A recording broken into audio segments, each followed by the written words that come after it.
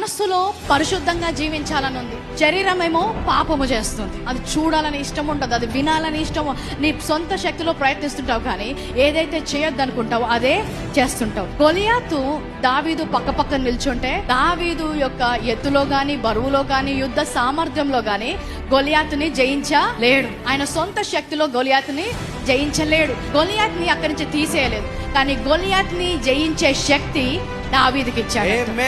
నీ పాప విషయంలో కూడా అంతే. నీ పాప విషయంలో కూడా నీ సొంత శక్తితో నీవు గెలవలేవు. ఈ లోకంలో ఆయన పాపాన్ని తొలగించలేదు, కానీ ఆ పాపాన్ని జయించే శక్తి ఆయన కృప ద్వారా మనకు అనుగ్రహిస్తున్నాడు. రోమా 6:14 ఏమంటుందంటే, మీరు కృపకే గాని ధర్మశాస్త్రమునకు లోనైన వారు కారు గనుక పాపము మీ మీద ప్రభుత్వము చేయదు. ఎంతో మంది నీతిగా జీవించడానికి ప్రయత్నించి ఓడిపోయారు. పాపం మీద అధికారము మనకి ఇచ్చాడంట. అది కృప ద్వారానే సాధ్యం, ధర్మశాస్త్రం ద్వారా సాధ్యము కాదు. ఆ పాపము ప్రభుత్వము చేయలేదంట. కృప మనకిచ్చింది పాపాన్ని జయించడానికి, పాపంలో జీవించడానికి కాదు. చాలా మంది వాక్యము అర్థము కాక కృపా వాక్యము బోధించబడినప్పుడు పాపాన్ని ప్రోత్సహిస్తున్నారు అంటున్నారు. పాపము మమ్మల్ని ఆకర్షించదు, పరిశుద్ధత మమ్మల్ని ఆకర్షిస్తుంది. ఈ లోకము మమ్మల్ని ఆకర్షించదు, పరలోకము మమ్మల్ని ఆకర్షిస్తుంది. హల్లెలూయా.